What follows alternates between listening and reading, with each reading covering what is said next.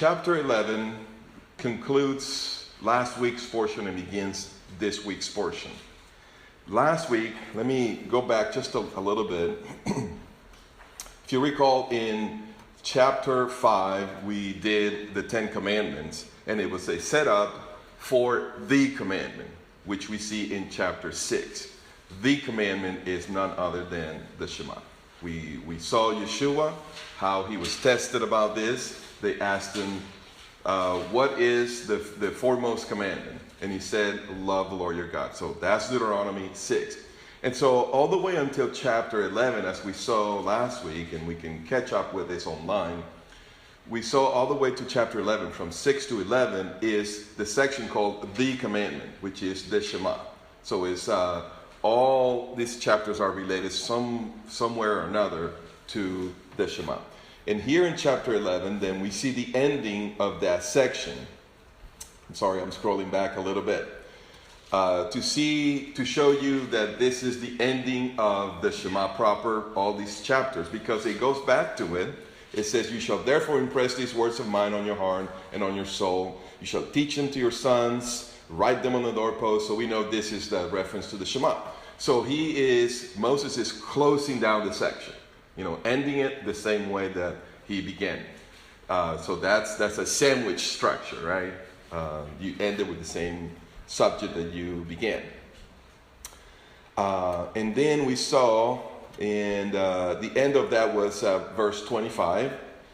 Let me go back here to 22. For if you are careful to keep this commandment, notice the singular, this commandment, that's the commandment, the Shema.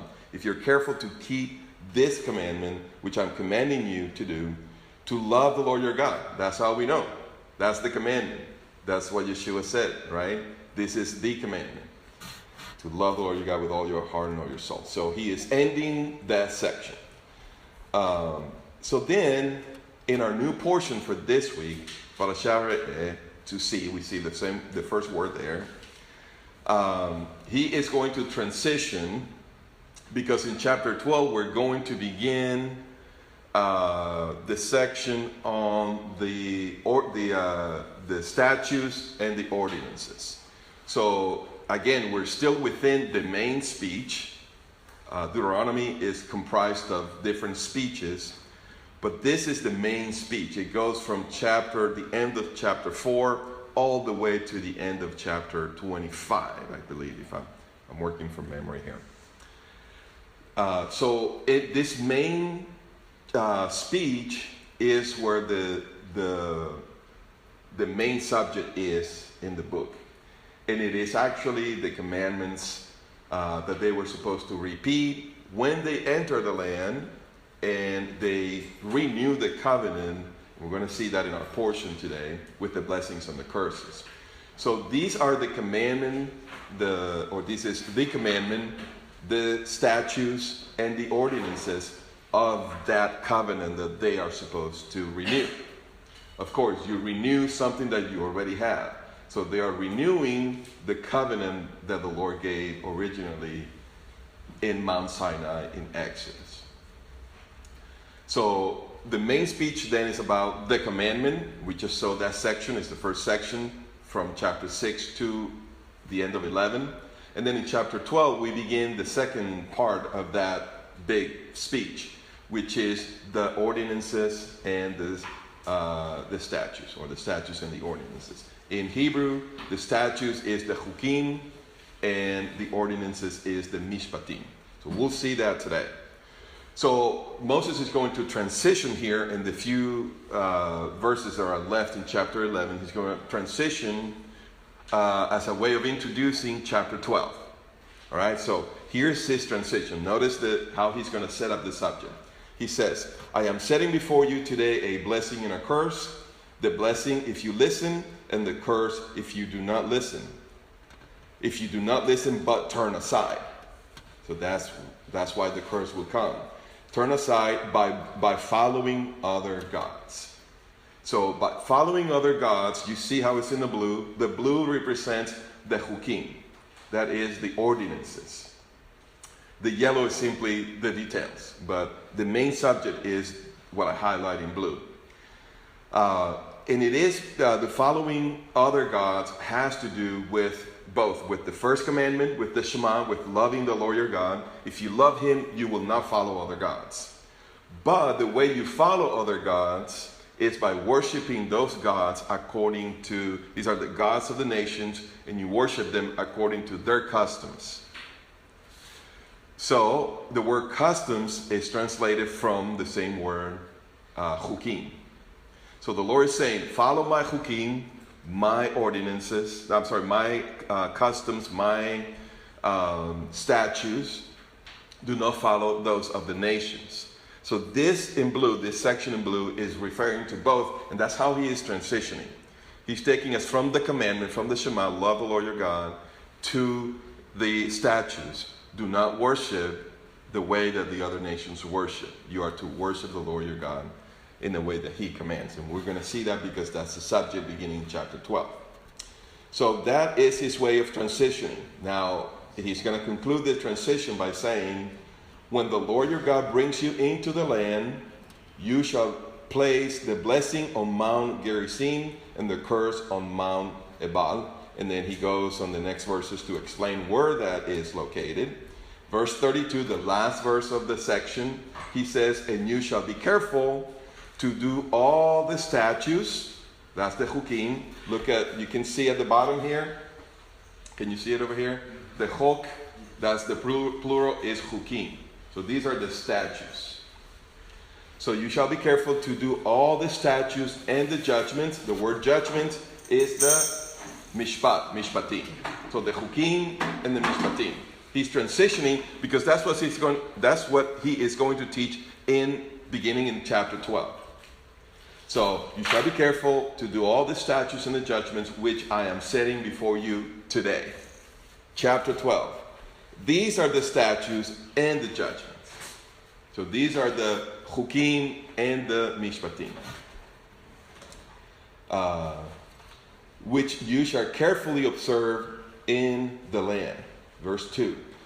You shall utterly destroy all the places where the nations whom you shall dispossess serve their gods. Notice how I'm putting these two words in blue here for a reason. The word places is the Hebrew makom. Makom.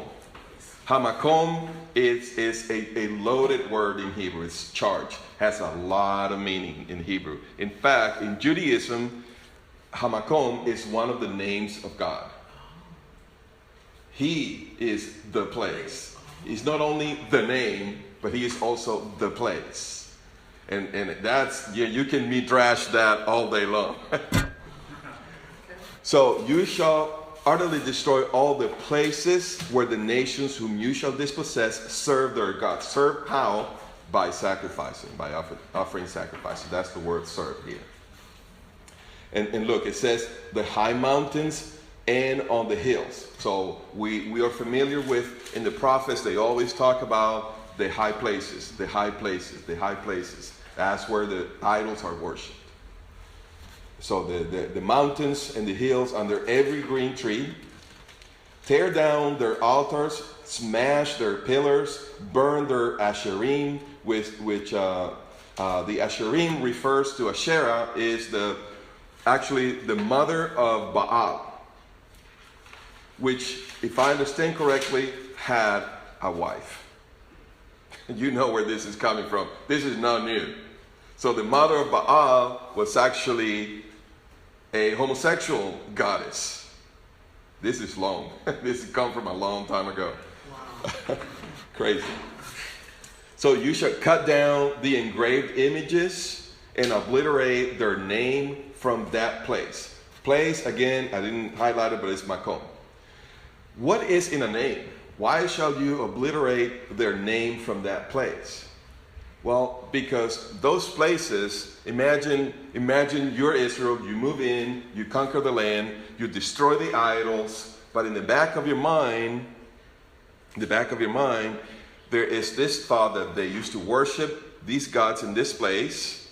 Let me say it in a way that I think we'll understand. It's almost like a haunted house.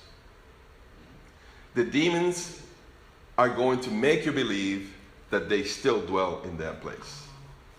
So you are to obliterate the name, the presence, the fame associated with those idols, which are really demons, that the things that happen in these places. Imagine a place where they would sacrifice their children, which they did, right? The demons are going to try to stand their ground and make people believe that they're still operating in those places. So this requires a thorough spiritual cleansing of those places of idol worship. And it says, you shall not act like this toward the Lord. You should not worship him the way they worship their idols. We're familiar with that. That's the chukim. Worship me according to my commandments and my ways, not according to their ways. We're going to see that in this portion all throughout. Verse 5. Notice it's blue. This is chukim.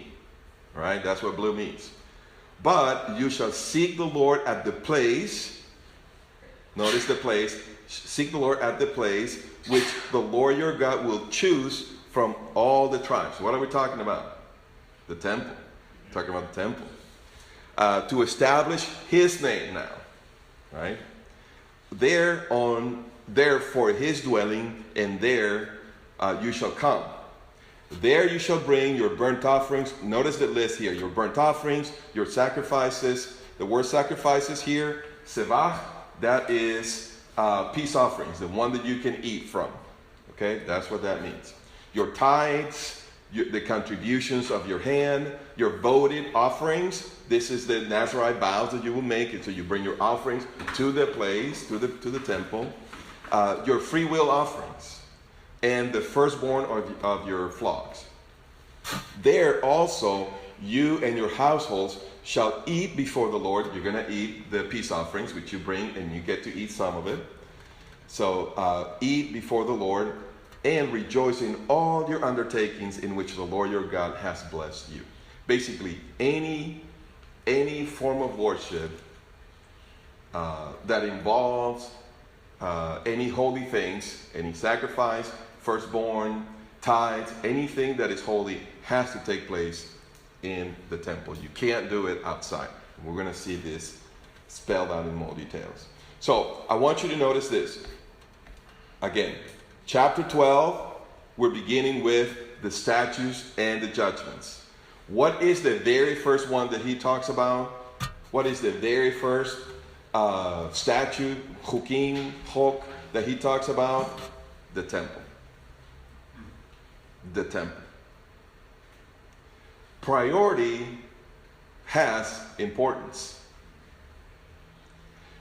What is most important to you, you do it first. You talk about it first. So for God, the most fundamental commandment for worship was the place. You worship me at my place. We'll develop that as we go in our portion here.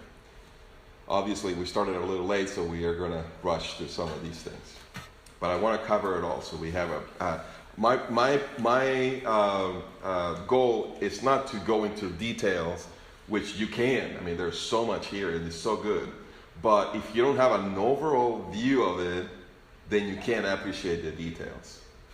So that's what I do. That's why I want to do it this way. Okay, verse 8. You shall not do at all what we're doing here today. What are we doing here today? Well, every man doing whatever is right in his own eyes. What does that mean? Well, it says, when you cross the Jordan and he gives you rest, then it shall come about that the place in which the Lord your God will choose for his name to dwell, there you shall bring all that I command you. Your burnt offerings, your sacrifices, your tithes. He's going to repeat it again. What is he saying? He's saying we're not going to do it the way we're doing it here today. We're going to bring everything to the one place. Right now, everybody sacrifices where they think is okay because we don't have the place. But when we enter the land, that is going to change. So he's again going back to the main commandment about the place, the temple. And he's saying things are going to change. So this is a repeat of what we just read. The same thing. Bring everything holy. You bring it to me. You eat it here. Rejoice with your family. You eat it right here at the place. All right. Verse 13. Be careful that you do not offer your burnt offerings in every place. Notice the word cultic is in italics, which means it's not in the Hebrew, but it is place. But we know it's a good translation because these are places of idol worship. So I'm okay with that translation. It represents what it means. So all these places that you're going to encounter when you conquer the land, you've got to destroy them. Do not serve me, do not worship me in those places. It says, but in the place which the Lord chooses. We're still dealing with the first chok, the first of the ordinances. Worship me at the place that I'm going to choose. Verse 15. However, watch this. You may slaughter and eat meat within any of your gates, within any of your cities, whatever you desire. Oh, what does that mean? What if I desire pig? Is that what the Torah is saying, right? People say, well, Yeshua may clean all foods. Yeah, pig is not food. In Judaism, it never was. So that's not what he's talking about. So what is it that he says that he means here, whatever you desire? Well, we're going to keep reading and we'll discover it real quick. It says, according to the Lord, to the blessing of the Lord. This is the first clue of what he's talking about. Because the Shema says, I'm going to give you grass for your cattle and you will eat and be satisfied. So he's talking about cattle. He's not talking about anything outside of that. That is the blessing. I'm going to bless you. I'm going to bless your cattle, and you're going to eat and be satisfied. That's your food, basically. So if you desire any meat that you desire is from the cattle. And look what it says. The unclean and the clean may eat of it, as of the gazelle and the deer. So what he's saying is this. You can eat, I'm allowing you to eat this in your cities, within your gates. You don't have to go to the temple because this is not sacrificial meat. This is just like when you go hunting and you catch a deer, a gazelle, you eat it. It's not holy, it's not sacrificial. So I'm saying you can slaughter your cattle that you would normally bring to me as a sacrifice. But if you're not presenting it as a sacrifice, then you can eat it wherever you want, whether you're clean or unclean. It doesn't make any difference.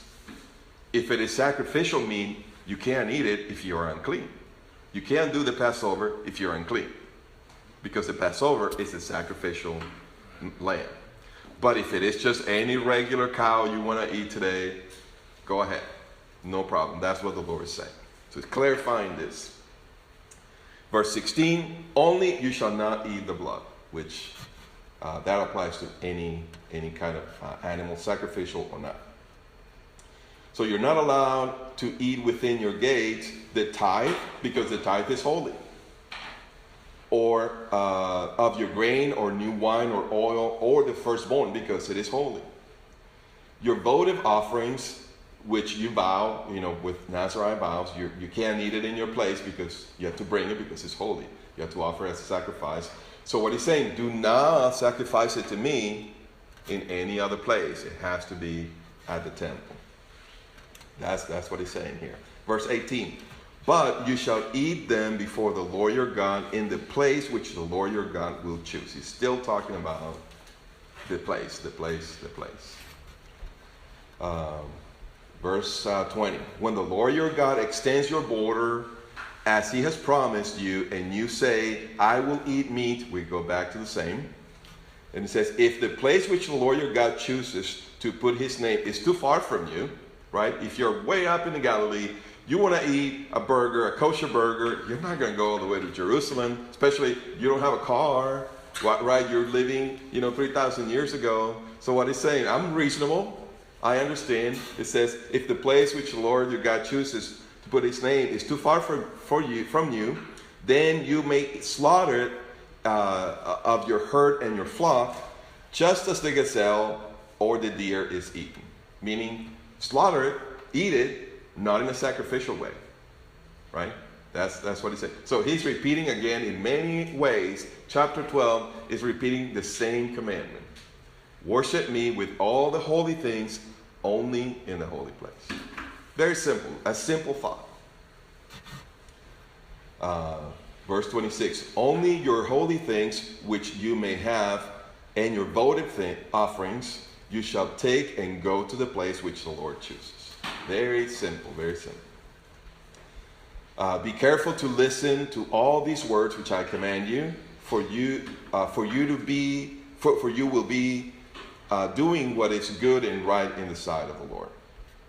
When the Lord your God cuts off before you the nations which you are going to dispossess, beware that you are not ensnared to follow them.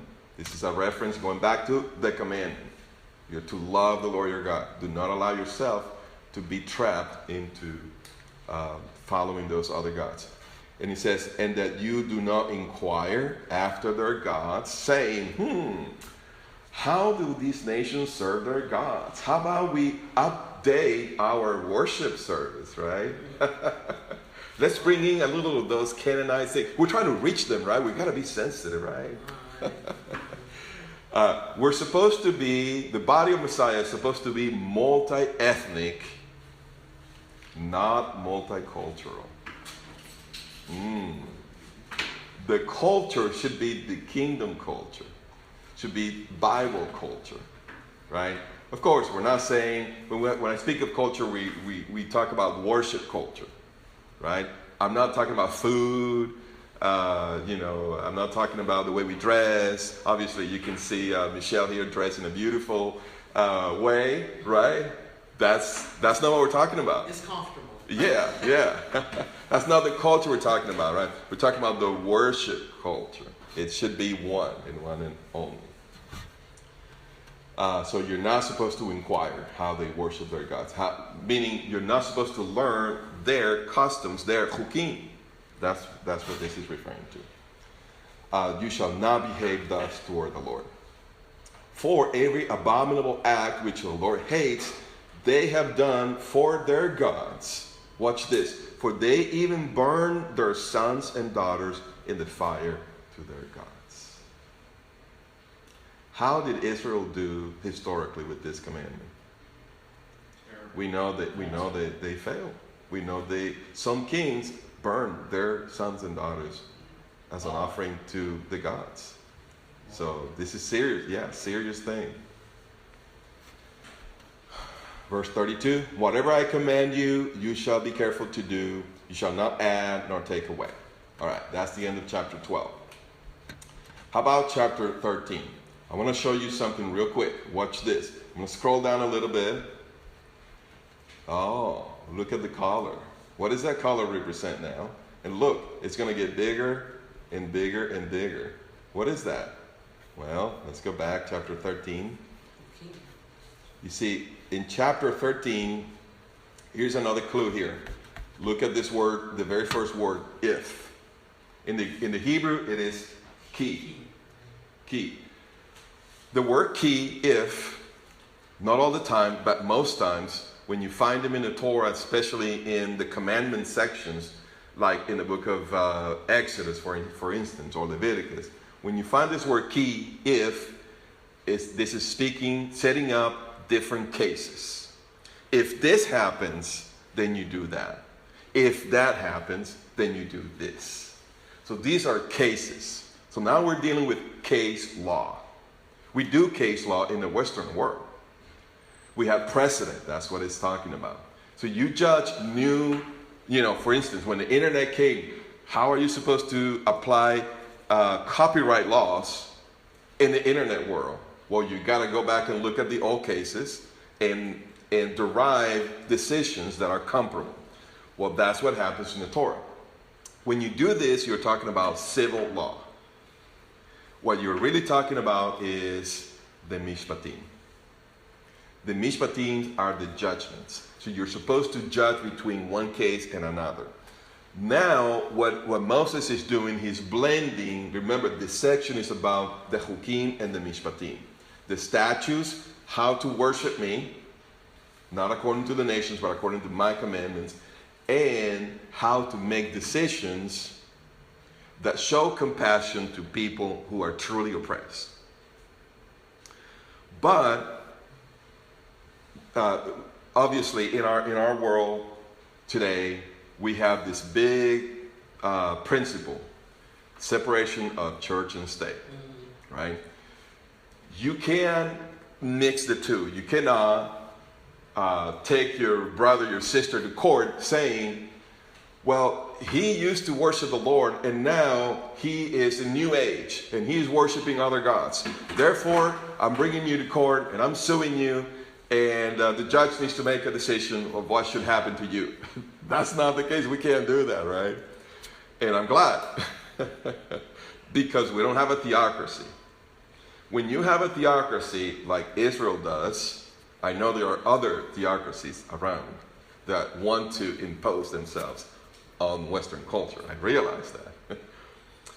But the original scripture, Bible, Torah base, which is the same that Yeshua is going to bring back, that we're not into bringing back, that's not our command today, but it's going to be what he's going to do. The original culture and setup, legal system, includes this blending of civil law and religious practice, to put it in terms that we understand today. That's what we have here in Deuteronomy. That's what we have here beginning in chapter 13, where he's going to bring civil penalties for religious offenses. Watch it. So he starts out by saying, if a prophet, here's a case, if a prophet or a dreamer of dreams arises among you and gives you a sign or a wonder, and the sign or the wonder comes true, saying, let us go after other gods whom you have not known, and let us serve them. Let us offer sacrifices according to their chukim. You shall not listen. For the Lord your God is testing you. Remember the test? Testing the love. See, to find out if you love the Lord. This is going back to love the Lord your God. It's going back to the commandment, to the Shema. And remember chapter 8, we talked about last week. Chapter 8 is all about the fact that your love is going to be tested. That's where Yeshua quotes from when he says, you shall only serve the Lord your God. Do not put the Lord your God to the test. That's where Yeshua quoted from. Deuteronomy 8, which the whole chapter talks about how you are going to be tested in your love for the Lord. So this is what we have here. You're going to be tested by these prophets, false prophets, that entice you to worship other gods. So it says, you shall follow the Lord your God and fear him, that's the Shema, and you shall keep his commandments, listen to his voice, serve him, and cling to him. Now watch this. We bring in the mishpatim, the civil penalties for religious offenses, right? You have this prophet, this dreamer, he tried to entice you. What are you going to do about it? Look what it says. But that prophet or that dreamer of dreams shall be put to death. Watch. Because he has counseled rebellion against the Lord your God, to seduce you from the way in which the Lord your God commanded you to walk. We go back, it says, so you shall purge the evil from among you. You do it by the judges, through the judge. So you're going to bring this person to the judges. You're going to bring this case. The Torah is going to say you can't do this without at least 2 or 3 witnesses. That's what this is talking about. You need to have this in order to protect people from being falsely accused. And it's going to talk about this portion, about that as well. Watch this now. Another case. Now a different case. If your brother, your mother's son, or your son's daughter, or the wife you cherish, the wife of your bosom, that's what it says, so close to you, or your friend who is like your own soul. So all of these relationships have one thing in common. They're close to you, and they have a clear covenant relationship or an implied covenant relationship, which is your brother. So this is what it's talking about here. But watch what it says. if they entice you secretly. Hey, let's go to the New Age place and let's worship, this is awesome. And so they say, let us go up and serve other gods. Even though they are so close to you, you shall not yield to him or listen to him, and your eye shall not pity him. You can't say, well, this is my best friend, this is my own wife, this is my own son. What are you talking about? Right? I can't do this. You gotta be careful. Your eye shall not pity him, nor shall you spare or conceal him, but you shall surely kill him. Well, that was like direct, right? You're not going to take matters into your own hand. Here's what you're going to do. Your hand shall be the first against him to put him to death, and afterwards the hand of the whole people. So you brought this out in the public. This was the whole process of judgment. The judges with other witnesses, because this is probably not the first one or the only person that they tried to get to worship other idols. So you bring this to the mishpatim, to the judgment process, so that a decision is made, a decision that is right and that is fair. But you gotta be strong enough to be able to follow through with this and let the system go. The reason why it says you shall be the first one to throw the stone, we talked a little bit about this last week in our service when we read about the woman caught in adultery, right? Why did Yeshua say, well, how about, he was referring to this. The one of you who witnessed this and you know it's true and you're not sinning in your heart and you're not sinning by bringing this woman here, you throw the first stone. Why couldn't they? Because they were liars. They were deceiving witnesses. They were not following the Torah in this. They couldn't throw a stone. So Yeshua acted as the judge, and he rendered a judgment that was compassionate to a person that was falsely accused. Not falsely accused, but wrongly set up. She did do the adultery, but she was set up in a way that all these people were accomplices. They too were guilty. So should we stone you too? So I know this is tough. These sections are tough, but we need to understand them and come to peace with these. Fortunately, we don't live this today. But if my son and my daughter goes off to worship other gods, I bring them before the Lord. Lord, go after them. Bring them to you. Bring consequences in their lives so that they will seek you. Send them to jail. Well, have you called the police on your kids? My mom called the police on one of my brothers. She did. And he went to jail. And he came to know the Lord in jail. What if she just says, oh, this is my son, have pity on him. He probably never corrects his ways. So this is an equivalent of what it will be today. All right, we got to keep moving. Verse 10, so you shall stone him to death because he has sought to seduce you from the Lord your God. Then all Israel will hear and be afraid. Love the Lord your God. That's why it's in blue. You see that? And will never again do such wicked thing among you. So you purge the people that way. Here's another case. If you hear in one of your cities anyone saying that some worthless men have gone out from among you and have seduced the inhabitants of their city, saying, let us go and serve other gods. This is a collective abandoning of the Lord. Then you shall investigate.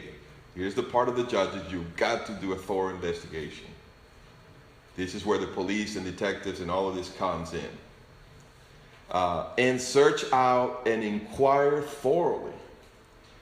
If it is true and the matter established, and this abomination has been done among you, you shall surely strike the inhabitants of that city with the edge of the sword, utterly destroying it.